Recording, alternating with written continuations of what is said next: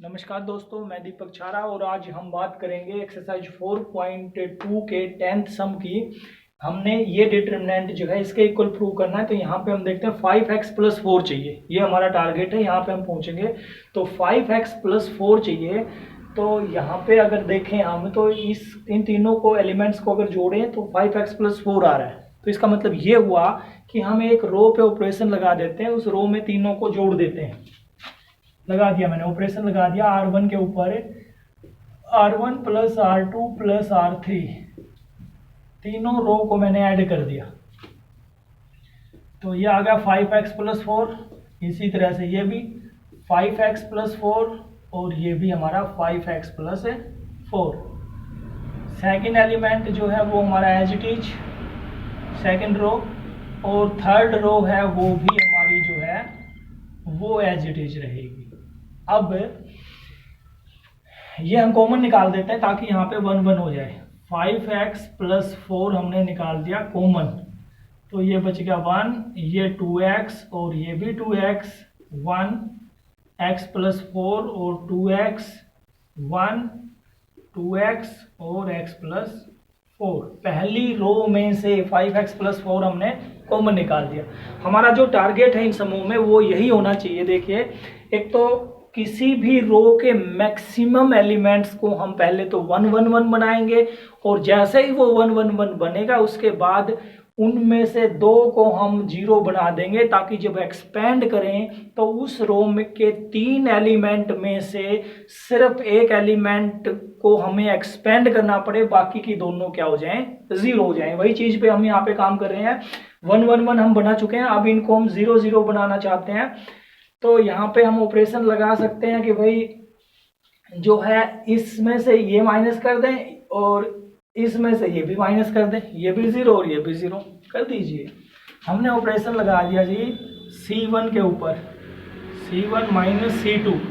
पहले कॉलम में से दूसरा कॉलम हम माइनस कर दें, और C3 पे भी ऑपरेशन लगा दिया, C3 - C2।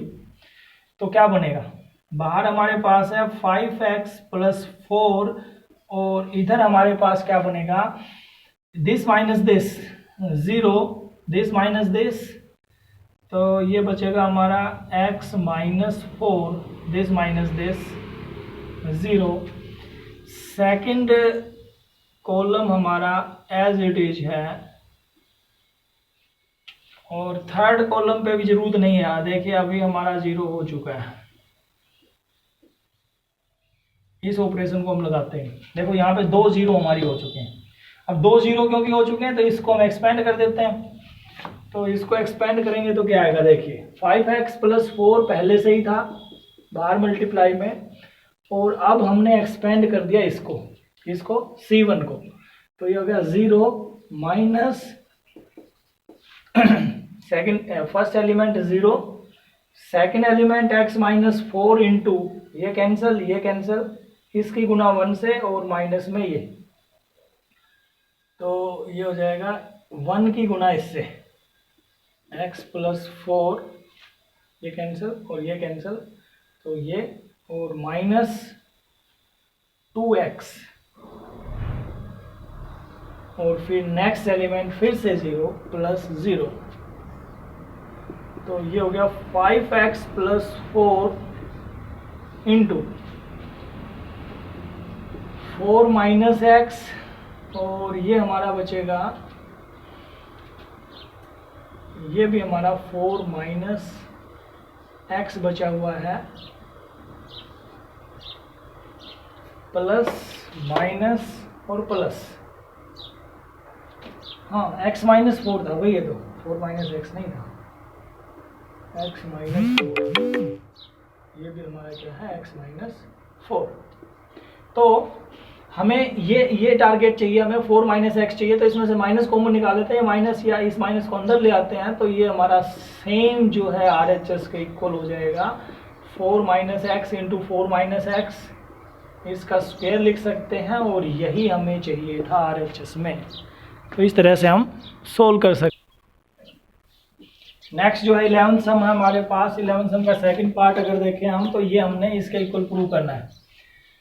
तो x plus Y plus Z चाहिए और 2 टाइम्स चाहिए। तो इनको अगर हम जो है इनको प्लस कर लेते हैं, C1 C2 और C3। C1 पे ऑपरेशन लगाया, C1 plus C2 plus C3, तो देखिए क्या बनेगा, दिस प्लस दिस। तो x देखिए 2 बार हो गया, y जो है वो भी 2 बार और z जो है वो भी 2 बार है। तो ये हो जाएगा 2 times of x plus Y plus Z. फिर ये भी ऐड हो गए इसी तरह से 2 टाइम्स ऑफ x y और z, और ये भी ऐड होगा 2 टाइम्स ऑफ x y और z। सेकंड कॉलम के ऊपर क्योंकि कोई ऑपरेशन हमने अभी नहीं लगाया है तो वो हम एज इट इज लिखेंगे, और थर्ड कॉलम पे भी कोई ऑपरेशन नहीं लगाया है तो वो भी हम एज इट इज लिख रहे हैं।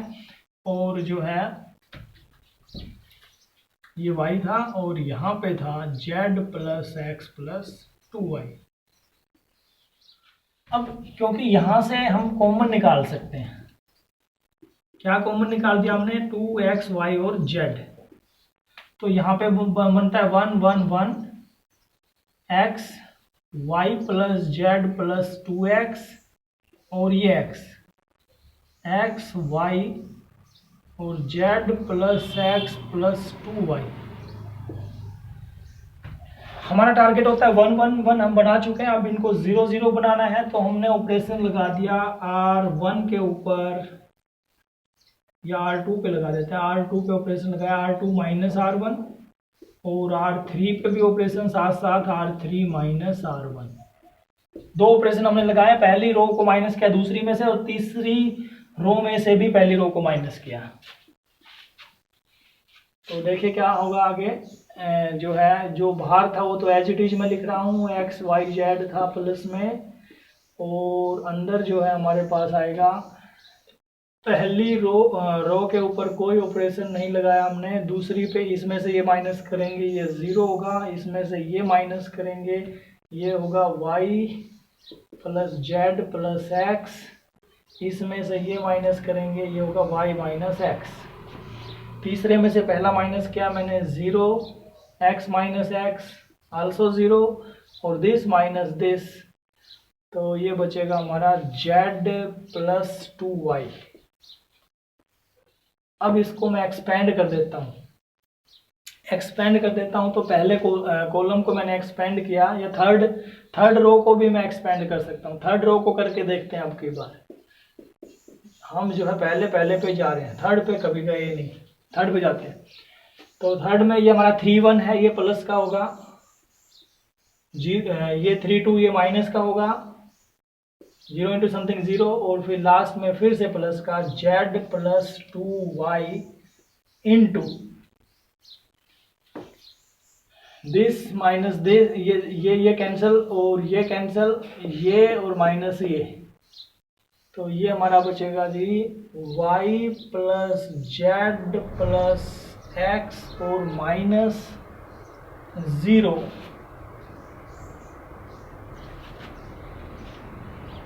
तो देखिए क्या बनेगा, x plus Y plus Z, और ये हमारा बचता है z प्लस 2y। कहाँ से आ गया भाई, कहाँ गलती की है, कहीं ना कहीं तो गलती तो है ही, x y और z। यहाँ पे थोड़ी सी जो है हमारी कुछ गलत हमने किया है, और ये था हमारा, यहाँ पे ऑपरेशन हमने लगाया z plus X plus 2y, यहाँ तक भी ठीक है। फिर R3 पे ऑपरेशन है R3 माइनस R1, तो z माइनस,